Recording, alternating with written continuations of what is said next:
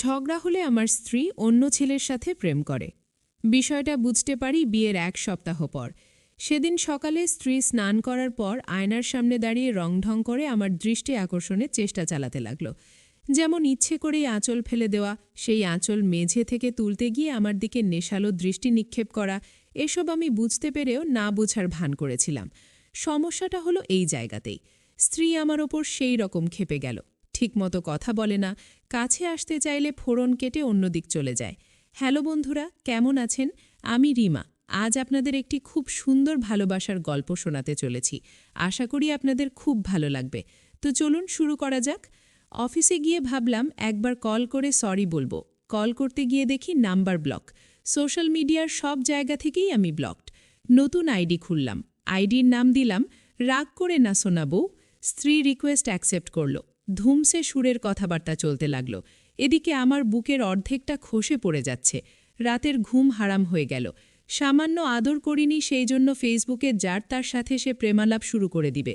দীর্ঘ ২ দিন পর ২টা আইসক্রিম, একটা লাইটিং বেলুন আর ১ প্যাকেট হাওয়াই মিঠাই দিয়ে স্ত্রীর রাগ ভাঙালাম। অবিশ্বাস্য ঘটনা ঘটল তখন। স্ত্রী আমার ফেক আইডিতে মেসেজে লিখল, এতদিন গাধা স্বামীটা আমার রাগ ভাঙায়নি জন্য আপনার সাথে কথা বলছি, এখন আমার রাগ শেষ, সো গুড বাই। এটা লিখে ব্লক করে দিল। এমন ঘটনায় আমি হতভম্ব। এ কেমন মেয়ে? স্বামীর সাথে রাগ করে থাকলে অন্য কারো সাথে কথা বলে সেই রাগ প্রশমন করে? কিছুদিন বাদে আমার কলিগ রমেন বরমিল দিতে শুরু করল।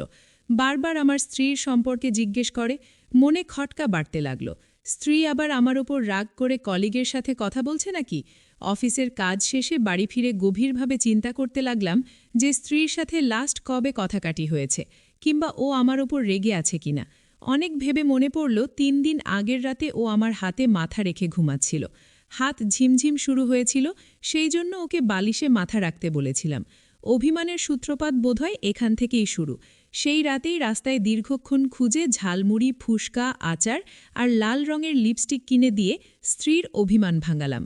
রাত ভাঙিয়ে শুয়ে ঘুমের ভান করে চোখ বন্ধ করে রইলাম। স্ত্রী আমার বুকে মাথা রেখে আচার খাচ্ছে। খাওয়া শেষে মেসেঞ্জারে ঢুকে সেই কলিগকে ব্লক করে দিল। ওর কর্মকাণ্ড দেখে হাসিও পাচ্ছে, রাগও হচ্ছে। আমার সাথে অভিমান হলে অন্য ছেলের সাথে কথা বলে অভিমান ভাঙালেই তাকে ব্লক। মেয়েটা নিতান্তই বাচ্চা। তবে রাগ হলেও উপায় নেই। ১৫ বছর বয়সী মেয়েকে বিয়ে করেছি, পাগলামি তো সহ্য করতেই হবে। তবে চালাক আমিও কম না। একজনের থেকে ২৫০ টাকা দিয়ে ১০০টা আইডি কিনে নিলাম।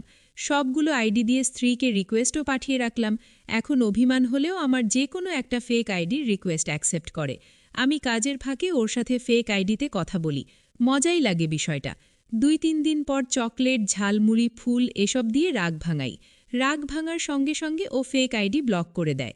এই কয়দিনে ৫০টা আইডি ও ব্লক করে দিয়েছে। আবার আইডি কিনতে হবে।